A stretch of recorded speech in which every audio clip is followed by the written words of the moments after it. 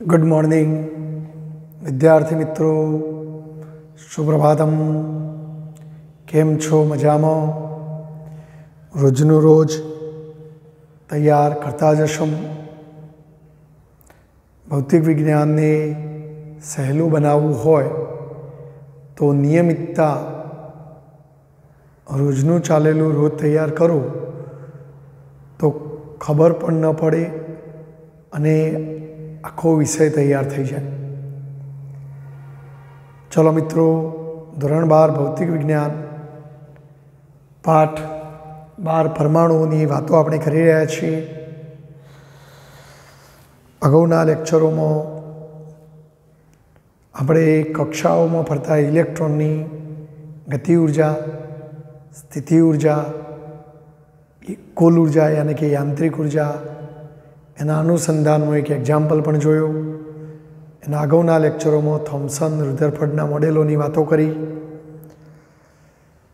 એ પ્રશ્નો બહુ વારંવાર પૂછાયેલા નથી મિત્રો, છતાં આપણે અભ્યાસ તો કરવો જ રહ્યો। હવે આજે આપણે થોડા આગળ વધીએ મિત્રો। પરમાણુ વર્ણપટ। વર્ણપટ, વર્ણ એટલે રંગ, પટ એટલે પટ્ટો, રંગોનો પટ્ટો। અને એમાં બે પ્રકારના વર્ણપટની વાત આપણે કરવાની છે। ઉત્સર્જન રેખીય વર્ણપટ અને શોષણ વર્ણપટ। તો અહીંયા મિત્રો શબ્દો જોઈ લો તમે। એકમાં ઉત્સર્જન શબ્દ આવે છે, એકમાં શોષણ શબ્દ આવે છે। એટલે પહેલી નજરે થોડો ઘણો તો ખ્યાલ આવી જ જાય કે કંઈક ઉત્સર્જનની ઘટનાથી આ વર્ણપટ મળતો હશે અને આમાં કંઈક શોષાઈ જવાની ઘટનાથી વર્ણપટ મળતો હશે। મિત્રો, દરેક તત્વ પોતાના તાપમાન અનુસાર જુદી જુદી તરંગ લંબાઈવાળા વિકિરણનું ઉત્સર્જન કરે છે। આપણે લોખંડ કે કોલસો ઠંડો હોય, નીચા તાપમાને હોય તો આપણને તે કોલસો હોય તો કાળા સ્પર્ધા રંગનો દેખાય, પણ જો એને તમે ગરમ કરો, હજુ વધારે ગરમ કરો, તાપમાન બદલો, તેમ તેમ તેમાંથી નીકળતા જ્યોતની જે રંગ છે એ જ્યોતનો રંગ આપણને જુદો જુદો દેખાય। પહેલાં ઓછો સળગેલો હોય તો લાલાશ પડતો પીળો દેખાય, બરાબર ધગધગે તો વાદળી જ્યોત દેખાય। તો એ તાપમાન અનુસાર, એ તત્વ તાપમાન અનુસાર પોતાનામાંથી વિકિરણનું ઉત્સર્જન કરે છે। આપણે દરેક તત્વ દ્વારા આ વિકિરણોના ઉત્સર્જન થવાથી જે વર્ણપટ મળે એ ઉત્સર્જનને આપણે ઉત્સર્જનનો રેખીય વર્ણપટ કહીશું। તો આમ દરેક તત્વ દ્વારા ઉત્સર્જિત વિકિરણનો લાક્ષણિક વર્ણપટ, લાક્ષણિક વર્ણપટ એટલે એ તત્વના લક્ષણો પ્રમાણે મળે। વાયુઓ પણ આવું કામ કરે, બરાબર। અને લક્ષણો જુદા જુદા વાયુઓના ગુણધર્મો, લક્ષણો જુદા જુદા હોય, એમની બહારની કક્ષાઓમાં, જે તે કક્ષાઓમાં ઇલેક્ટ્રોનો જુદા જુદા હોય એ પ્રમાણે આપણને રિઝલ્ટ મળે, માટે એને લાક્ષણિક વર્ણપટ કહે છે। આવો વર્ણપટ કેવી રીતે મળે એ આપણે જોઈએ મિત્રો। દાખલા તરીકે આપણી પાસે આવી કોઈ કાચની ટ્યુબ હોય, આ ટ્યુબની અંદરથી વાયુ શોષક પંપની મદદથી હવા પહેલાં ખેંચી લો, શૂન્યાવકાશ કરો, પછી એ નળીની અંદર આપણે કોઈ વાયુ ભરીએ, નિયોન વાયુ ભરો કે સોડિયમ વાયુની બાષ્પ ભરો કે હાઇડ્રોજન વાયુ ભરો, XYZ ગમે તે વાયુ, પણ એ વાયુ વાતાવરણના દબાણ કરતો નીચા દબાણે, એટલે વાતાવરણના જેટલું એનું દબાણ હોવું જોઈએ નહીં, વાતાવરણના દબાણ કરતો નીચા દબાણે ટ્યુબની અંદર આવો વાયુ ભરો, જેને પરમાણુ વાયુ કહીશું આપણે, અથવા વાયુની બાષ્પ। હવે નળીના એક છેડે અને બીજા છેડે બે ધ્રુવો ગોઠવીશું, જેમને બેટરી સાથે જોડીશું, એકને ઋણ ધ્રુવ સાથે, એકને ધન ધ્રુવ સાથે, એક કેથોડ બને, એક એનોડ બને। અને આ ફિલામેન્ટ ગરમ થઈ પોતાનામાંથી ઇલેક્ટ્રોનનું ઉત્સર્જન કરે મિત્રો। આ ઉત્સર્જિત થયેલો ઇલેક્ટ્રોન વાયુ વચ્ચેથી પસાર થશે અને વિદ્યુત ભારોની ગતિથી પ્રવાહ રચાય તો વાયુમાંથી વિદ્યુત પ્રવાહ પસાર કર્યો એમ આપણે કહીશું। તો આમ નીચા દબાણે પરમાણુક વાયુમાંથી અથવા વાયુની બાષ્પમાંથી વિદ્યુત પ્રવાહ પસાર કરી અને વિદ્યુત પ્રવાહમાં ઇલેક્ટ્રોન જતા હોય। હવે ઇલેક્ટ્રોન રસ્તામાં આવતા વાયુના પરમાણુને અથડાવવાના। ઇલેક્ટ્રોન પેલા વાયુના પરમાણુને અથડાય। બીજા પ્રકારે બોલીએ તો વાયુના પરમાણુને ઉર્જા મળે, ઇલેક્ટ્રોનની ઉર્જા વાયુના પરમાણુને મળે અને વાયુના પરમાણુને ઉર્જા મળે એટલે પરમાણુની બહારની કક્ષામાંના ઇલેક્ટ્રોનની ઉર્જા મળે અને એના ફળ સ્વરૂપ ઇલેક્ટ્રોન ઉર્જા મેળવીને ઉત્તેજિત થાય અને ઊંચી ઉર્જાવાળી ઉત્તેજિત અવસ્થાઓમાં જાય। પરંતુ કેમિસ્ટ્રીમાં, રસાયણ વિજ્ઞાનમાં તમે ભણો છો કે કોઈ પણ વાયુનો પરમાણુની બહારની કક્ષાનો ઇલેક્ટ્રોન લાંબો સમય ઉત્તેજિત અવસ્થામાં રહી શકે નહીં। એ તરત જ ધરા સ્થિતિમાં આવવા માગે, પણ ધરા સ્થિતિમાં આવતી વખતે પોતાની પાસેની વધારાની ઉર્જાનું વિકિરણ સ્વરૂપે ઉત્સર્જન કરે। આમ જે પરમાણુ ઉત્તેજિત થયો હોય એ પરમાણુ પોતાનામાંથી વિકિરણનું ઉત્સર્જન કરે અને એના ફળ સ્વરૂપ આપણને ટ્યુબમાંથી પ્રકાશ આવતો જોવા મળે છે, બરાબર। અને આમ ઉત્સર્જનની ઘટનાથી આપણને વર્ણપટ મળે, પ્રકાશનો પટ્ટો મળે। આવા વર્ણપટને ઉત્સર્જન વર્ણપટ કહેવાય। આ વર્ણપટને, આ પ્રકાશને જો પ્રિઝમ ઉપર આપાત કરી અને એનો સ્પેક્ટ્રોમીટર દ્વારા અભ્યાસ કરવામાં આવે તો એ પ્રકાશમાં આપણને જુદી જુદી તરંગ લંબાઈવાળી વર્ણપટ રેખાઓ જોવા મળે છે।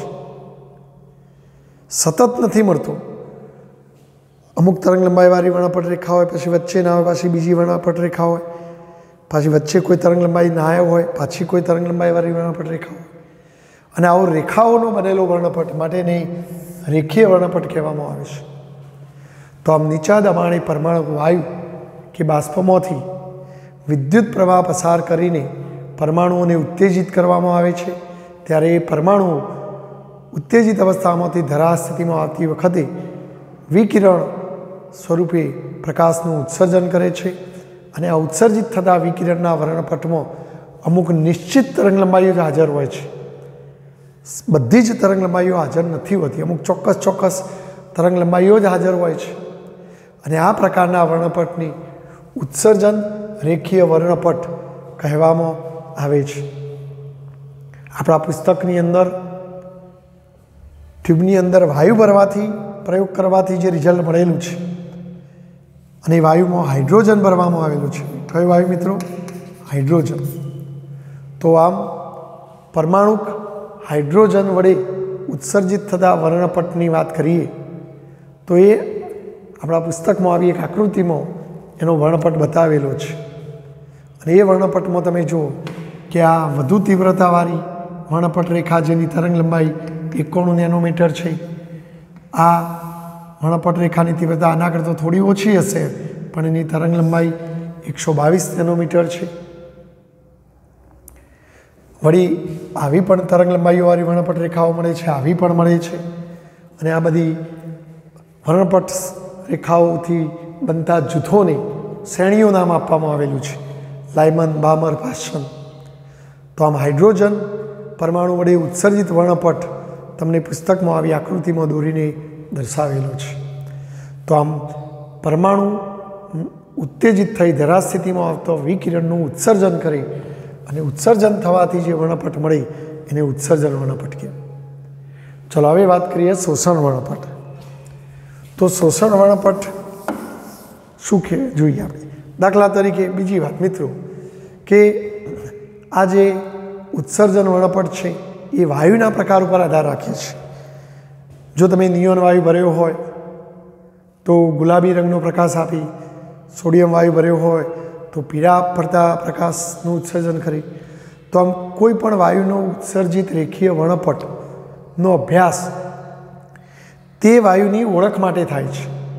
અંગુલી છાપ જેવું કામ કરે છે। જેમ દરેક માણસની ફિંગરપ્રિન્ટ ફિક્સ જ હોય, જુદી જુદી હોય, એમ જુદા જુદા વાયુઓ જુદી જુદી તરંગ લંબાઈવાળા વિકિરણનું ઉત્સર્જન કરે મિત્રો, એટલે અંગુલી છાપ જેવું કામ કરે છે. ચલો હવે આપણે શોષણ વર્ણપટની વાત કરીએ. ધારો કે મારી પાસે અહીંયા કોઈ શ્વેત પ્રકાશ છે, જેમાં તમે જે કહો એ બધી જ તરંગ લંબાઈઓવાળા વિકિરણો હાજર છે. હવે આ વાયુને આ પ્રકાશને હું કોઈ વાયુમાંથી પસાર કરું. ધારો કે આ નળીની અંદર તમે કોઈ વાયુ ભરેલો છે. હવે આ પ્રકાશ તમે આના ઉપર આપાત કરો તો જો આ જે બધી તરંગ લંબાઈઓ છે મિત્રો, તો એ વાયુ જ્યારે એ પ્રકાશ જ્યારે વાયુમાંથી પસાર થઈને નિર્ગમન પામીને બહાર આવે તો ખરેખર જે પ્રકાશ મોકલ્યો એ બધો બહાર આવવો જોઈએ. ધારો કે અહીંયા કોઈ પડદો ગોઠવીએ તો આમાં જેટલી તરંગ લંબાઈઓ હાજર હોય એ બધી અહીંયા મળવી જોઈએ, પારગમન પામીને નિર્ગમન પામીને. પણ જ્યારે આ વાયુમાંથી નિર્ગમન પામતા પ્રકાશનો સ્પેક્ટ્રોમીટરની મદદથી વિશ્લેષણ એટલે કે એનો અભ્યાસ કરવામાં આવ્યો તો અહીંયા બધો જ પ્રકાશ હાજર નહોતો મિત્રો. અમુક જગ્યાએ અપ્રકાશિત કાળી રેખાઓ જોવા મળી, અમુક જગ્યાએ અપ્રકાશિત કાળી રેખાઓ જોવા મળતી હતી. બરાબર. પ્રશ્ન એ થાય કે અહીંયા બધી જ પ્રકાશ બધો હાજર હતો, અહીંયા પ્રકાશ હાજર છે, અહીંયા હાજર છે, પણ આ વચ્ચે પ્રકાશ હાજર નથી, તો એ ગયો કયો? તો એ જ્યારે વાયુમાંથી આ પ્રકાશ પસાર થયો એટલે કદાચ વાયુના પરમાણુ એ વિકિરણનું શોષણ કરી લેતા હશે અને એના કારણે એ તરંગ લંબાઈ અહીંયા ગેરહાજર રહેતી છે. એટલે આમ વાયુ પોતાના લક્ષણો અનુસાર અમુક વિકિરણોનું શોષણ પણ કરી લે અને શોષણને કારણે અહીં બધી જ પ્રકાશિત રેખાઓ મળવાના બદલે એના નામની ગેરહાજરી જોવા મળે, અપ્રકાશિત રેખા જોવા મળે, કાળી રેખાઓ દેખાય. આવી અપ્રકાશિત રેખાઓથી બનતો વર્ણપટ જે અહીંયા શોષાઈ જવાના કારણે મળ્યો માટે એને કહેવાય શોષણ વર્ણપટ.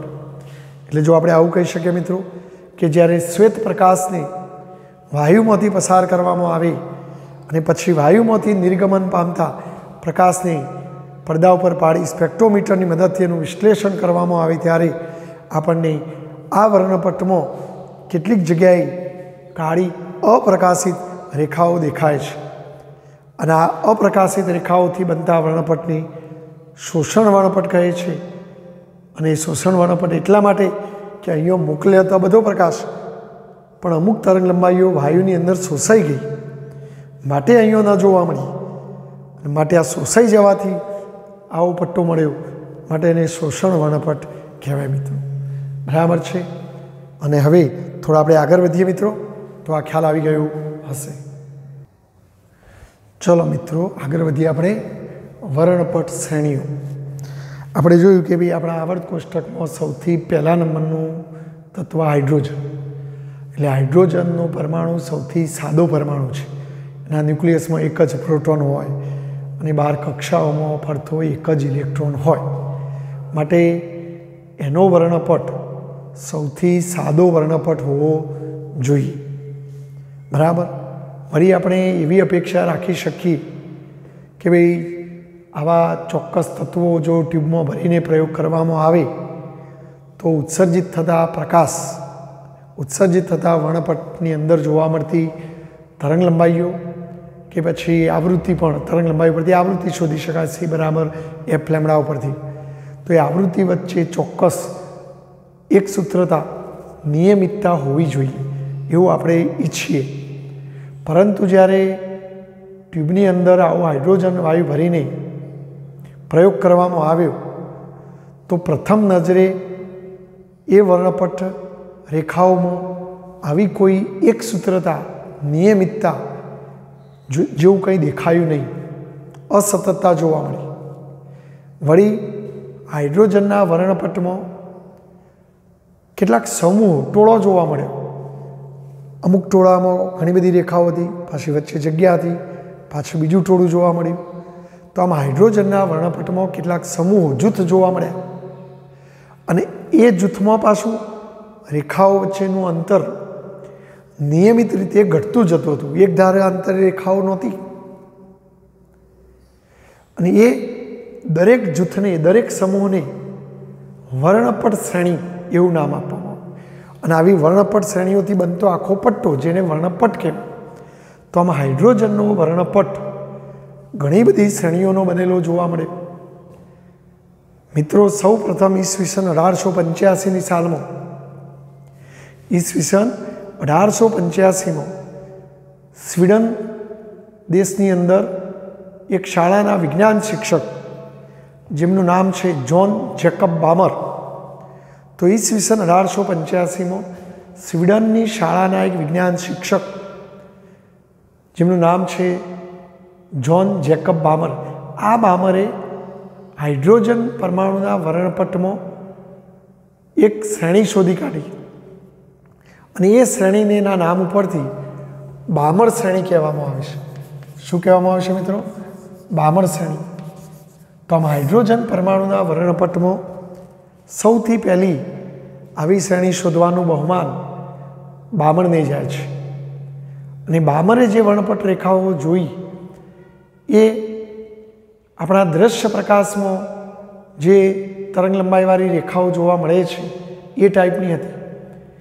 એટલે કે આપણે જોઈ શકીએ તેવી દ્રશ્ય વિભાગમાં જોવા મળતી રેખાઓ હતી.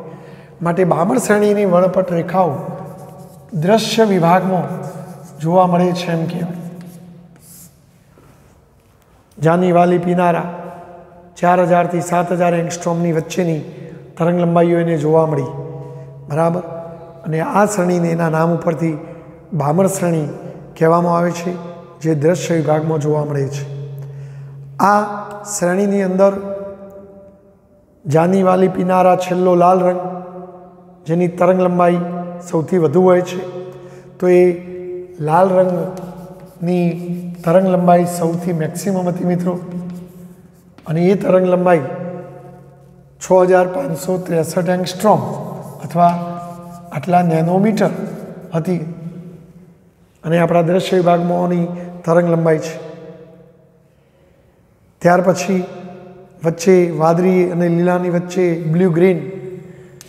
તો બ્લુ ગ્રીન એટલે લીલાશ પડતો વાદળી રંગ, જેની તરંગ લંબાઈ મિત્રો 4861 એંગસ્ટ્રોમ અથવા 486.1 નેનોમીટર હતી. ત્યાર પછી જાંબલી રંગની વાત કરીએ મિત્રો, તો જાંબલી રંગની વર્ણપટ રેખા, જેની તરંગ લંબાઈ 4341 એંગસ્ટ્રોમ અથવા 434.1 નેનોમીટર હતી. એમ કરતો છેલ્લામાં છેલ્લી નિમ્ન ઓછામાં ઓછી તરંગ લંબાઈવાળી વર્ણપટ રેખા, જેની તરંગ લંબાઈ 364.6 નેનોમીટર હતી મિત્રો. બરાબર. તો આમ તરંગ લંબાઈ ક્રમશઃ ઘટતી જતી હતી. જો આ બે વચ્ચે જેટલો ગાળો છે તો આ બે વચ્ચે એટલો ગાળો નથી. જો આ બે વચ્ચે જે તફાવત છે એના કરતાં આ બે વચ્ચેનો તફાવત ઓછો છે. તો મતલબ કે આ બે વર્ણપટ રેખાઓ દૂર હોય તો આ બે નજીક હોય. એટલે જો તમારે એનું ચિત્ર દોરવું હોય મિત્રો, તો આપણે આવું ચિત્ર બતાવી શકીએ.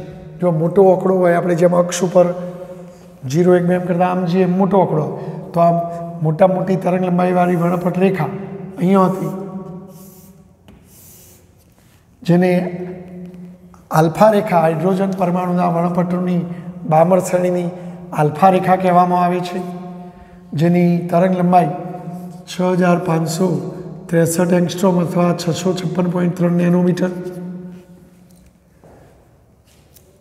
અને આની તીવ્રતા વધુ હતી એટલે મેં થોડી જાડી દોરી. જો આ જાડી દોરી એટલે તમારે સમજી લેવાની તીવ્રતા વધુ. પછી આ 4861 તો ઓછો આંકડો એટલે આ બાજુ આવવું પડે. તો એની તીવ્રતા આના કરતાં થોડી ઓછી હતી એટલે એના કરતાં હું થોડી પાતળી દોરું. આટલા નેનોમીટર. આને H બીટા રેખા કહેવામાં આવે છે. હવે આના નાના વચ્ચે જેટલો ગાળો છે તો આ બે વચ્ચે એટલો ગાળો નથી. એટલે આટલું અંતર રાખીને અહીંયા લીટી નહીં દોરવાની, થોડી નજીક દોરવાની. કારણ કે 48 તે 486 ના 434 એટલે 50 આસપાસનો ગાળો છે મિત્રો. એટલે જો આ થોડી નજીક આવશે અને એની તીવ્રતા આના કરતાં ઓછી, જેને એચ ગેમા રેખા કહેવાય, બરાબર। ટૂંકમાં કહેવાનો મતલબ એ છે મિત્રો કે અહીં લેમડા ઘટતી જાય છે, તેમ તેમ રેખાઓ એકબીજાની નજીક આવતી જશે। હજુ આગળ જો તો નજીક આવતી જાય એટલે આ બે વચ્ચે જે અંતર એના કરતાં આ બે વચ્ચે ઓછું, એના કરતાં આ બે વચ્ચે ઓછું, આ બે વચ્ચે ઓછું, તો આમ નજીક આવતી જાય છે અને એમની તીવ્રતા પણ ઘટતી જાય છે। અહીં છેલ્લામાં છેલ્લી રેખા જેને એચ ઇન્ફિનિટિવ સીમા રેખા કહેવાય, જેની તરંગ લંબાઈ સૌથી નાની 364.6 નેનોમીટર છે, જેને સીમા રેખા, સીમા એટલે હદ આવી ગઈ, હવે આગળ દેખાતી નથી, બરાબર। તો બામર શ્રેણીની સૌથી ટૂંકી તરંગ લંબાઈ, મિનિમમમાં મિનિમમ તરંગ લંબાઈ અને આ મેક્સિમમમાં મેક્સિમમ તરંગ લંબાઈ છે। તો આ મિનિમમ તરંગ લંબાઈ છે, આ સીમાથી આગળ કોઈ સ્પષ્ટ રેખાઓ દેખાતી નથી, પણ જોખું જોખું દેખાતું હોય છે મિત્રો। આવી કોઈ સ્પષ્ટ રેખા દેખાતી નથી, પણ આગળ વધીએ આપણે તો રેખાઓના બદલે આપણને જોખો સતત વર્ણપટ દેખાય છે, બરાબર મિત્રો। તો આ બામરે શ્રેણી શોધેલી છે।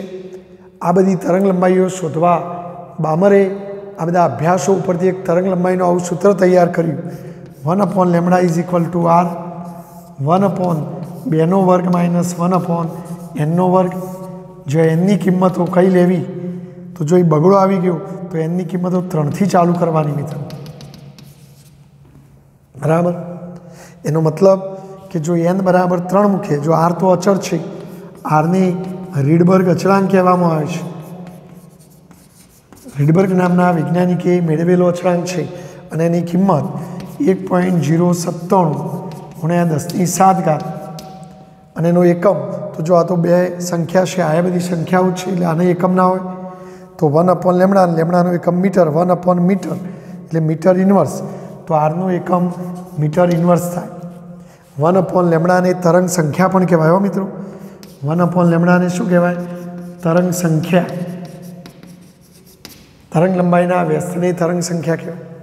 તો બામરે આ અનુભવોને આધારે આ બધી તરંગ લંબાઈઓ શોધવા આવું સૂત્ર તૈયાર કરેલું, જેને બામરનું સૂત્ર કહેવામાં આવે છે। જો આ પહેલો આંકડો કયો છે મિત્રો? 3, તો n બરાબર 3 લઈને ગણતરી કરવાની, તો જો આરની કિંમત આ મૂકવાની, 2² 4, અહીં 3 મૂકો, 3² 9, સાદુરૂપ આપો અને જે આવે એનો વ્યસ્ત કરીને લેમડા શોધો, તો n બરાબર 3 લેતો જે તરંગ લંબાઈ મળતી હતી આ મળતી હતી મિત્રો, બરાબર। અને એ તરંગ લંબાઈની બામર શ્રેણીની આલ્ફા રેખા તરીકે ઓળખવામાં આવશે, એચ આલ્ફા। તો આ પહેલો આંકડો લેવાથી આલ્ફા રેખા મળે, આ બીજો આંકડો લેવાથી બીટા રેખા મળે। તો જો બીટા રેખા શોધીએ તો n બરાબર 4 લેવાનું, તો જો આ લેમડા આલ્ફા કહીશું અને લેમડા બીટા, તો જો આરની કિંમત ફિક્સ 2² 4, પણ હવે 4² 16 થાય અને સાદુરૂપ આપીને જવાબ લાવવાનો, તો એ જવાબ આરે આવતો હતો 4861 એંગસ્ટ્રોમ અથવા આટલા નેનોમીટર, જેને બામર શ્રેણીની હાઇડ્રોજન વર્ણપટની બીટા રેખા કહેવામાં આવે છે, બરાબર। એ રીતે n બરાબર 5 લ્યો તો આલ્ફા બીટા પછી ગેમા રેખા, તો n બરાબર 5 લેવાથી ગેમા રેખાની તરંગ લંબાઈ તો એ આટલી આવતી હતી,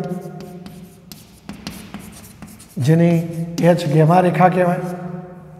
અને એમ કરતાં કરતાં છેલ્લામાં છેલ્લો હદ આટલા આવી જાય તો સીમા રેખા, ટૂંકામાં ટૂંકી તરંગ લંબાઈ શોધવી હોય તો લેમડા ઇન્ફિનિટિવ રેખા, સીમા રેખા, જેની તરંગ લંબાઈ 364.6 નેનોમીટર આવતી હતી, જેને એચ ઇન્ફિનિટિવ રેખા કહેવામાં આવે છે।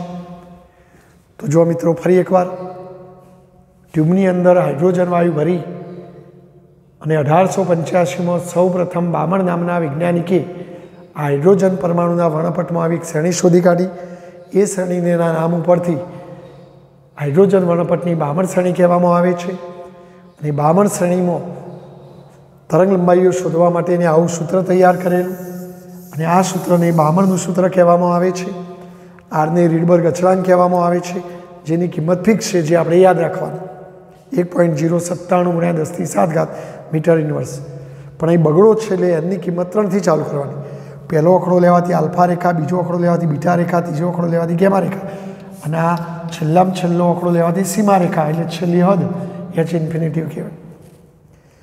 બરાબર। એટલે કોઈ દાખલામાં તમને એમ કે બામર શ્રેણીની બીટા રેખાની તરંગ લંબાઈ શોધો તો બીટા એટલે આ બીજો આંકડો લેવાનો, 4 લેવાનો અહીંયા અનગણવાનો। અને આ બધા આંકડા તમે જોઈ શકો છો 4000 થી 7000ની વચ્ચેના છે। દ્રશ્ય વિભાગની તરંગ લંબાઈઓ છે એંગસ્ટ્રોમમાં, નેનોમીટરમાં આ રીતે લખાય। માટે આ બામર શ્રેણી કયા વિભાગમાં જોવા મળે છે મિત્રો? દ્રશ્ય વિભાગમાં। એટલે તમને OMR પૂછાય કે બામર શ્રેણીની વર્ણપટ રેખાઓ વિદ્યુત ચુંબકીય વર્ણપટના કયા વિભાગમાં જોવા મળે છે? તો દ્રશ્ય વિભાગમાં જોવા મળે છે। બરાબર। જો તમારે આવૃત્તિનું સૂત્ર બનાવવું હોય તો પણ બનાવી શકાય મિત્રો। તો જો C બરાબર F લેમડા, કોઈ વિદ્યાર્થી Fના બદલે ન્યૂ લખે। જો આના ઉપરથી એક કામ કરો, લેમડાના બાદ લાવો અને C ને આ બાદ લાવો તો 1/લેમડા બરાબર ન્યૂ અપોન C થાય। તો તમે આ 1/લેમડાની જગ્યાએ આ લખી શકો, ન્યૂ અપોન C બરાબર R 1/2 માઇનસ 1/n²। C ને ત્યાં લઈ જાઓ તો આવૃત્તિ શોધવાનું સૂત્ર CR 1/2 માઇનસ 1/n²। એટલે જો તમારે આવૃત્તિ શોધવી હોય તો આ સૂત્રથી શોધી શકાય મિત્રો। બરાબર છે, ખ્યાલ આવી ગયો? તો આ બામર શ્રેણીની વાત કરી મેં। ત્યાર પછી તો મિત્રો જુદા જુદા વૈજ્ઞાનિકોને પણ અહીં રસ પડવા લાગ્યો, એટલે એ પણ પ્રયોગો કરવા લાગ્યા। તો બામર પછી મિત્રો આગળ વાત કરું તો લાયમન નામના વિજ્ઞાનીએ હાઇડ્રોજન પરમાણુના વર્ણપટમાં આવો એક બીજો સમુદાય શોધી કાઢ્યો અને એ સમુદાયની શ્રેણી જેને એના નામ ઉપરથી લાયમન શ્રેણી કહેવામાં આવે છે। શું કહેવામાં આવશે? લાયમન શ્રેણી। ઇંગ્લિશ ઉચ્ચારણમાં LIMEN ઘણા લોકો લિમેને કહેતા હોય છે। એટલે કોઈ હેતુલક્ષીની ચોપડીઓમાં લિમેન લખ્યું તો ગભરાઈ નહીં જવાનું। તો ત્યાર પછી હાઇડ્રોજન પરમાણુના વર્ણપટમાં લિમેન કે લાયમન નામના વૈજ્ઞાનિકે પણ આવી એક શ્રેણી શોધી કાઢી। પણ એ શ્રેણીમાં જોવા મળતી વર્ણપટ રેખાઓની તરંગ લંબાઈઓ નરી ઓખે જોઈ શકાતી નહોતી, એટલે આપણા દ્રશ્ય વિભાગમાં જોવા નહોતી મળતી। પણ એ વર્ણપટ શ્રેણી અલ્ટ્રાવાયોલેટ વિભાગમાં જોવા મળતી હતી। અલ્ટ્રાવાયોલેટ એટલે કે પાણજાંબલી। એટલે આપણા પેલા 8મા ચેપ્ટરમાં વિદ્યુત ચુંબકીય વર્ણપટમાં જે પાણજાંબલી વિભાગ આવતો હતો એ વિભાગની તરંગ લંબાઈઓ જેટલી તરંગ લંબાઈ ધરાવતી આ રેખાઓ હતી। તો એ લાયમનના નામ ઉપરથી એનું નામ લાયમન શ્રેણી કહેવામાં આવે છે। અને એની તરંગ લંબાઈઓ શોધવાનું સૂત્ર 1/લેમડા = R 1/1² માઇનસ 1/n²। અહીંયા એકડો આવ્યો તો એની કિંમતો 2થી ચાલુ કરવાની। અહીં પહેલો આંકડો કયો છે મિત્રો? 2। તો n બરાબર 2 લઈએ તો હાઇડ્રોજન વર્ણપટની લાયમન શ્રેણીની પહેલી રેખા મળે, માટે એ આલ્ફા રેખા કહેવાય, જેને લાયમન આલ્ફા પણ કહેવાય। અને એની તરંગ લંબાઈ શોધી શકાય। બરાબર। ત્યાર પછી n બરાબર બીજો આંકડો, જો આ પહેલો આંકડો લેવાથી આલ્ફા રેખા મળે, લાયમન આલ્ફા, આ લાયમન બીટા, આ લાયમન ગેમા। એટલે દાખલાઓમાં ધ્યાન રાખવાનું મિત્રો, બામર આલ્ફા કે તો બામરમાં પહેલો આંકડો 3 આવે, પણ લાયમન આલ્ફા કે તો પહેલો આંકડો 2 છે તો 2 લઈને ગણવાનું। પણ અહીં 2 લે એટલે અહીંયા એકડો જ હોય। બામરમાં અહીં પહેલો આંકડો 3 હતો એટલે 2થી ચાલુ થાય। બરાબર। તો n બરાબર 3 લેવાથી લાયમન બીટા રેખા, જેની તરંગ લંબાઈ લેમડા બીટા કહીશું, n બરાબર 4 તો લાયમન ગેમા રેખા, અને એમ કરતાં કરતાં n બરાબર ઇન્ફિનિટી તો લાયમન શ્રેણીની અનંતમી રેખા મળી। તો આ બધી જ વર્ણપટ રેખાઓની તરંગ લંબાઈઓ અલ્ટ્રાવાયોલેટ વિભાગમાં જોવા મળતી હતી। એટલે આ બહુ સમજવા જેવી વાત છે। લાયમનની વાત કહે તો એકડો લખવાનો, એકડો હોય તો 2થી ચાલુ થાય। પહેલો આંકડો લેવાથી આલ્ફા, બીજો આંકડો લેવાથી બીટા, ત્રીજો આંકડો લેવાથી ગેમા। ત્યાર પછી પાશ્ચન નામના વૈજ્ઞાનિકે પણ હાઇડ્રોજન વર્ણપટમાં આવી એક શ્રેણી શોધી કાઢી। બ્રેકેટ નામના વૈજ્ઞાનિકે પણ આવી એક શ્રેણી શોધી કાઢી, ફંડ નામના વૈજ્ઞાનિકે પણ આવી એક શ્રેણી શોધી કાઢી, પણ એમને શોધેલી વર્ણપટ રેખાઓની તરંગ લંબાઈઓ પારરક્ત વિભાગમાં જોવા મળતી હતી. પારરક્ત એટલે ઇન્ફ્રારેડ. તો ઇન્ફ્રારેડ વિભાગમાં બીજી 3 વર્ણપટ શ્રેણીઓ શોધાઈ, જેમને એમના શોધકોના નામ ઉપરથી પાસન, બ્રેકેટ અને ફંડ શ્રેણીઓ કહેવામાં આવે છે. પાસન શ્રેણીની વર્ણપટ રેખાની તરંગ લંબાઈ શોધવા માટે 1/λ = r 1/3² - 1/n². અહીં તગડો આવ્યો તો એનની કિંમતો 4થી ચાલુ કરવાની. બરાબર. બ્રેકેટ શ્રેણીમાં 1/λ = r 1/4² - 1/n². અહીં ચોગડો આવી ગયો તો એનની કિંમતો 5થી ચાલુ કરવાની મિત્રો. અને છેલ્લી ફંડ શ્રેણી, તો એની તરંગ લંબાઈનું સૂત્ર 1/λ = r 1/5² - 1/n². અહીં 5 આવી ગયા તો 6થી ચાલુ કરવાનું. જો અહીંયા પહેલો આંકડો 4 છે તો n બરાબર 4 લેવાથી આલ્ફા રેખા, 5 લેવાથી બીટા રેખા. એટલે પાસન શ્રેણીની આલ્ફા રેખા કે તો 4 લેવાના, લાયમન શ્રેણીની આલ્ફા રેખા કે તો 2 લેવાના, કારણ કે પહેલો આંકડો 2 છે, એમાં પહેલો આંકડો 4 છે. બામરમાં પહેલો આંકડો 3 હતો. બ્રેકેટ શ્રેણીની આલ્ફા રેખા કે તો n પહેલો આંકડો 5 છે, તો n બરાબર 5 લેવાથી બ્રેકેટ શ્રેણીની આલ્ફા રેખા મળે, 6 લેવાથી બ્રેકેટ શ્રેણીની બીટા રેખા મળે, અને ઇન્ફિનિટી લેવાથી સીમા રેખા, છેલ્લી ઓછામાં ઓછી તરંગ લંબાઈવાળી વર્ણપટ રેખા મળે. ફંડ શ્રેણીમાં 6 લેવાથી આલ્ફા રેખા મળે મિત્રો, 7 લેવાથી બીટા રેખા મળે.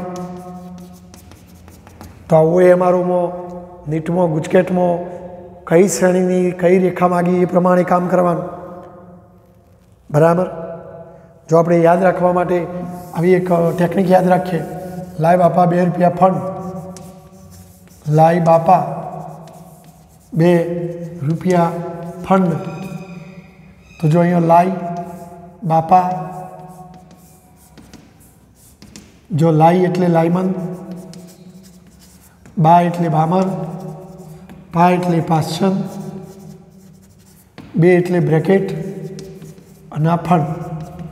અહીં જો પહેલો આવે છે એટલે ઓનામાં એકડો આવે, અહીં બગડો આવે, તગડો આવે, ચોગડો આવે ને પોછડો આવે. એટલે અહીંયા આગળનો ઓકડો. તો જો આપણે મિત્રો લાયમનમાં એકડો આવે એટલે અહીંયા તમારે એકડો આવે, હોય એકડો આવે તો 2થી ચાલુ થાય. બામરમાં અહીં બગડો આવે, હોય બગડો આવે તો હોય 3થી ચાલુ થાય. પાસનમાં હોય તગડો મૂકવાનો, બ્રેકેટમાં ચોગડો મૂકવાનો, પોછડો, અને અહીંયા જે ઓકડો મૂકે એનાથી હોય આગળ વધવાનું. બરાબર. તો આ રીતે હાઇડ્રોજન વર્ણપટમાં જુદા જુદા વૈજ્ઞાનિકોએ આવી શ્રેણી શોધી કાઢી. તમને OMR પૂછાય કે પારરક્ત વિભાગમાં જોવા મળતી વર્ણપટ શ્રેણીઓનું નામ આપો, તો પાસન, બ્રેકેટ ને ફંડ. અલ્ટ્રાવાયોલેટ વિભાગમાં જોવા મળતી વર્ણપટ શ્રેણીનું નામ આપો તો લાયમન શ્રેણી. દ્રશ્ય વિભાગમાં જોવા મળતી વર્ણપટ શ્રેણીનું નામ આપો તો બામર શ્રેણી. બરાબર. તો આમ આ પરિણામો પ્રયોગ ઉપરથી મળેલો છે મિત્રો. પરંતુ હાઇડ્રોજનના વર્ણપટમાં માત્ર આવી અમુક જ તરંગ લંબાઈઓ શા માટે હાજર હોય છે, કેમ બીજી તરંગ લંબાઈઓ હાજર નથી હોતી, એનું કારણ શું, તો એ બધું આ વૈજ્ઞાનિકો સમજાવી શકેલા નહીં. તો એ બધું અહીંયા સમજી શકાતું નથી. બરાબર. તો બોલો, વર્ણપટ શ્રેણીઓ. ઘણીવાર બોર્ડની પરીક્ષામાં આવો પ્રશ્ન પૂછાય કે હાઇડ્રોજન વર્ણપટમાં જોવા મળતી વિવિધ વર્ણપટ શ્રેણીઓનું નામ આપો, તે કયા વિભાગમાં જોવા મળે છે તે જણાવો, અને તેમની તરંગ લંબાઈનો સૂત્રો લખો. તો ખાલી 5 નામ લખવાનો: લાયમન, બામર, પાસન, બ્રેકેટ. લાયમન અલ્ટ્રાવાયોલેટ વિભાગમાં, બામર દ્રશ્ય વિભાગમાં, પેલી 3 પારરક્ત વિભાગમાં, અને એમનો સૂત્રો. આવું એક વખત 4 ગુણમાં પરીક્ષામાં પૂછાયેલો મિત્રો. તો કેટલો સહેલો પ્રશ્ન છે. કેમિસ્ટ્રીમાં પણ આવો જ આવે છે. બરાબર. તો આટલો પ્રશ્ન તમારે તૈયાર થઈ જવું જોઈએ, અગત્યનો પ્રશ્ન છે મિત્રો. મિત્રો આપણે આ બધી વર્ણપટ શ્રેણીઓ માટે એક સામાન્ય સૂત્ર જો આવું લખો જ લખાય: 1/λ = r 1/n². એમનો વર્ગ માઇનસ 1/n નો વર્ગ। આ બેમાં આ નાનો હોય એના મોટો હોય એટલે એમ કરતો હોય એન મોટું। જો એમની કિંમત 1 લ્યો તો ઓટોમેટિક એનની કિંમત 1થી મોટી એટલે 2 3 4 આવું થાય। અને હવે પહેલો આંકડો એકડો લેવાથી લાયમન શ્રેણી મળે। જો એમની કિંમત 2 લ્યો તો એ 3થી ચાલુ થાય કારણ કે આના કરતો આ મોટો। ટૂંકમાં આ બધી જ વર્ણપટ શ્રેણીઓને એક સામાન્ય સૂત્ર આ રીતે દર્શાવી શકાય। મિત્રો તમે હાઇડ્રોજન સિંગલી આયોનાઇઝ્ડ હિલિયમ એટલે હિલિયમમાંથી એક ઇલેક્ટ્રોન મુક્ત થઈ જાય તો હિલિયમ આયન થઈ જાય અને એક જ ઇલેક્ટ્રોન મુક્ત થવાથી હિલિયમ ધન આયન એને સિંગલી આયન કહેવાય। લિથિયમની અંદર 2 ઇલેક્ટ્રોન મુક્ત થવા જોઈએ તો જ એક જ ઇલેક્ટ્રોન બાકી વધન હાઇડ્રોજન જેવું બને તો એને ડબલી આયોનાઇઝ્ડ લિથિયમ કહેવાય। તો આવા બધા સાદા પરમાણુઓમાં આવો ઉત્સર્જન વર્ણપટ સહેલાઈથી મેળવી શકાય છે પણ જટિલ મોટો પરમાણુ ક્રમાંક ધરાવતા તત્વો માટે આવા વર્ણપટો સહેલાઈથી મળતા નથી મિત્રો। જો મિત્રો આપણી વર્ણપટ શ્રેણીઓના અનુસંધાનમાં સ્વાધ્યાયમાં એક દાખલો આપ્યો છે વર્ણપટ રેખાઓની પાછળ શ્રેણી। તો જો આપણે પહેલાં વ્યાપક સૂત્ર 1/λ = r 1/m² માઇનસ 1/n²। જો આ પદ કરતો આ પદ મોટું હોય। હવે આપણે કઈ શ્રેણીની વાત કરી? પાશ્ચન। તો મિત્રો પાશ્ચન શ્રેણી માટે આ આંકડો કયો આવે મિત્રો યાદ કરો। લાઈ બાપા 2 રૂપિયા ફંડ પ્રમાણે આ 3 લેવું પડે।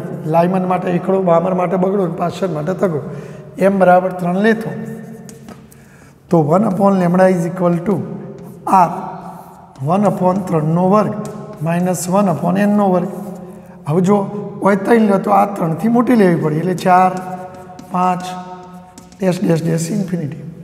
હવે આપણને રકમમાં ટૂંકામાં ટૂંકી તરંગ લંબાઈ માગી છે તો ટૂંકામાં ટૂંકી તરંગ લંબાઈ માટે આ છેલ્લો આંકડો લેવો પડે। મોટામાં મોટી માગે તો આ આગળનો આંકડો લેવો પડે। તો ટૂંકામાં ટૂંકી તરંગ લંબાઈ માટે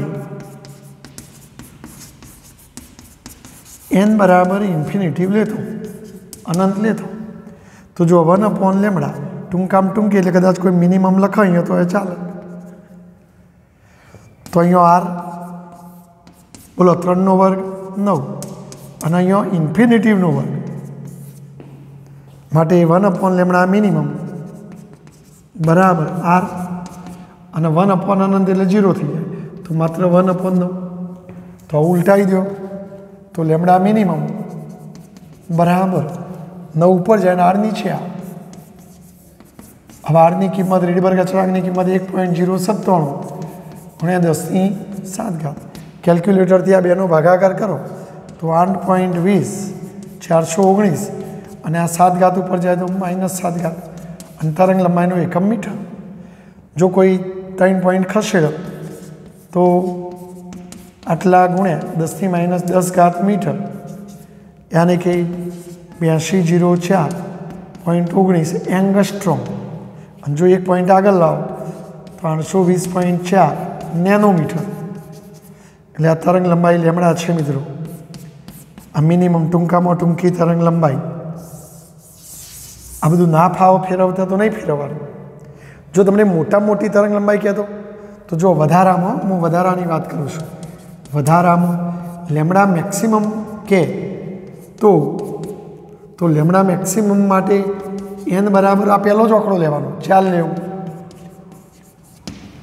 બરાબર અને પછી શોધી કાઢવાનું। અહીં ટૂંકામાં ટૂંકી કીધી હતી એટલે આપણે છેલ્લો આંકડો લીધો ઇન્ફિનિટી અને મોટામાં મોટી કહેતો આ પહેલો આંકડો લેવાનો। આવું તમને ગમે તે શ્રેણીનું પૂછાય લાયમનનું, બામણનું, બ્રેકેટનું તો એનું સૂત્ર લખીને કામ કરવાનું મિત્રો ઓલા બરાબર। ચલો સ્ક્રીનશોટ લઈને દાખલો લખી દેશો।